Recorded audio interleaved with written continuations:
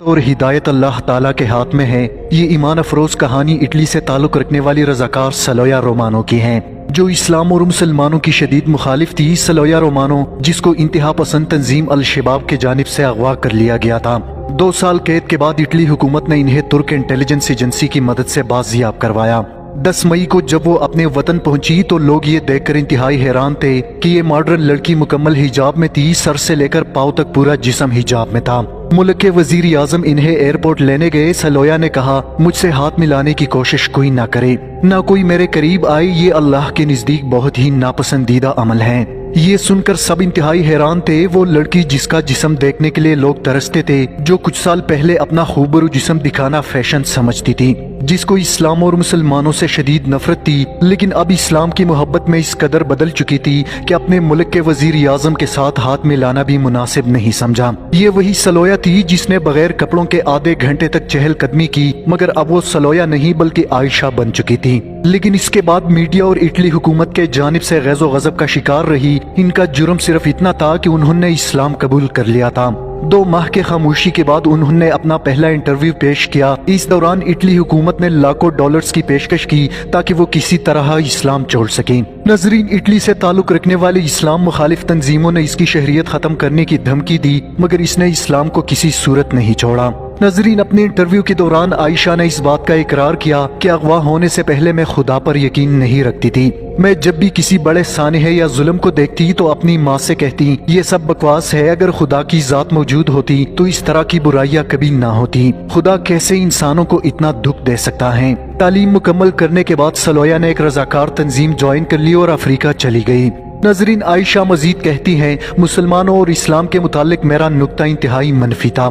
جب میں نے پہلی بار میلان میں ایک عورت کو دیکھا جس نے حجاب پہنا تھا تو میرے ذہن میں خیال آیا کہ اس بیچاری عورت کو زبردستی دبا کے رکھا گیا ہے۔ ناظرین، انٹرویو کے دوران عائشہ سے پوچھا گیا کہ اس قدر مخالف اور نفرت کے باوجود تم اسلام کی طرف کیسے راغب ہوئی، جس پر عائشہ کا کہنا تھا کہ جب مجھے افریقہ سے اغوا کر لیا گیا، جب وہ مجھے لے کر جا رہے تھے تو میں نے سوچنا شروع کیا کہ میں اس ملک میں بطور رضاکار آئی تھی، میں تو ان لوگوں کے لیے کچھ اچھا کرنے آئی تھی، آخر میں نے کون سا گناہ کیا ہے، کسی اور لڑکی کو اغوا کیوں نہیں کیا گیا؟ کیا میرے اغوا کرنے کا فیصلہ کسی اور طاقت نے کیا؟ یہ وہ سوال تھا جو مجھے خدا کے قریب لے آیا۔ اس کے بعد نہ ختم ہونے والے سوالات کا سلسلہ میرے ذہن میں شروع ہوا۔ قید تنہائی میں نے بہت زیادہ غور فکر کیا۔ میرے پاس ان سوالوں کے جواب نہیں تھے، لیکن مجھے ان سوالوں کے جوابات کی ضرورت تھی۔ آخر میں نے فیصلہ کیا کہ میں خود ان سوالوں کے جواب تلاش کروں گی۔ مجھے اندازہ ہو گیا تھا کہ کوئی ہے جس نے میرے لیے کوئی اچھا منصوبہ بنایا ہے۔ میں بار بار یہی سوچتی تھی کہ کہیں خدا مجھے سزا تو نہیں دے رہا، کیونکہ میں خدا پر یقین نہیں رکھتی تھی۔ ناظرین، مزید بیان کرتی ہیں کہ اغواکار مجھے افریقہ سے صومالیہ لے گئے۔ رات کا وقت تھا، میں گہری نیند سو رہی تھی جہاں میں نے زندگی میں پہلی بار ڈرون حملہ دیکھا۔ میں بہت زیادہ ڈر گئی، مجھے لگا میں مرنے والی ہوں۔ اس لمحے میں خدا سے گڑ گڑا کر دعا مانگی، اے خدا مجھے بچا لے، مجھے اپنی فیملی سے دوبارہ ملا دے۔ زندگی میں پہلی بار میں خدا سے مخاطب ہوئی اور اپنی زندگی کی بھیک اس ذات سے مانگی جس کی وجود سے میں انکاری تھی۔ اس دوران جیل میں نے قرآن پڑھنا شروع کر دیا۔ جن لوگوں نے مجھے اغوا کر لیا تھا ان کا رویہ میرے ساتھ انتہائی نرم تھا۔ جب میں نے قرآن پڑھنا شروع کیا تو مجھے اندازہ ہوا کہ یہ بہترین کتاب ہے، یہی وہ کتاب ہے جو میری بہتر رہنمائی کر سکتا ہے۔ اس کے بعد میں قرآن کا ترجمہ پڑھنے میں مصروف رہی۔ مجھے محسوس ہوا کہ خدا مجھے صحیح راستہ دکھا رہا ہے اور مجھے موقع دے رہا ہے کہ میں اس پر عمل کروں۔ جب بھی میں قرآن کا ترجمہ پڑھتی مجھے عجیب قسم کا روحانی سکون ملتا، ایک ایسا سکون جیسے میں بالکل اپنے ماں کے گود میں ہوں۔ میں نے 2 ماہ مسلسل قرآن مجید کا مطالعہ کیا، لیکن اس کے بعد میں نے اس پر غور کرنا شروع کیا۔ ہر روز میں خود کو زیادہ مضبوط محسوس کرتی جب تک کہ میں نے اسلام قبول کر لیا۔ قرآن مجید کے بہت سے آیات نے میرے دل پر گہری چوٹ لگائی۔ مجھے ایسے محسوس ہوتا تھا کہ خدا مجھ سے براہ راست مخاطب ہے۔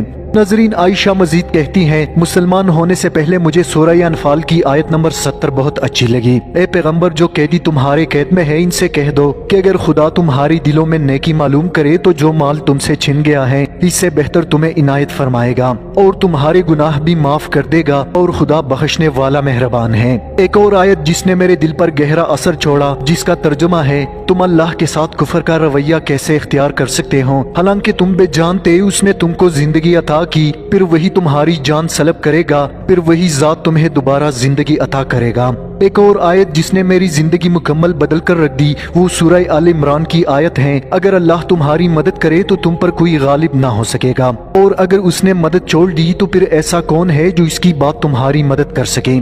जब भी मुझे डर लगता था, जब मुझे अपनी फैमिली याद आती थी, जब मेरा मुस्तकबल मुझे बेकरार करता था, तो इबादत मुझे ताकत देती थी। नाज़रीन, आगे आयशा एक दिलचस्प वाक़या बयान करती हैं कि मैंने अपना नाम आयशा क्यों रखा। आयशा सलोया का कहना था कि मैंने ख्वाब में देखा कि मैं ट्रेन की टिकट खरीद रही हूँ, जबकि मेरे मेट्रो कार्ड पर मेरा नाम आयशा दर्ज है। जब मैं ख्वाब से बेदार हुई तो हैरान थी कि खुदा ने मेरे लिए कितना हसीन नाम चुना है। नाज़रीन, ये थी एक मॉडर्न और खुदा की जात से मुनकर मगरिबी लड़की की कहानी, जिसका कबूल इस्लाम वाकई अल्लाह ताला का मौजज़ा है। बेशक अल्लाह ताला जिसको चाहे हिदायत दे।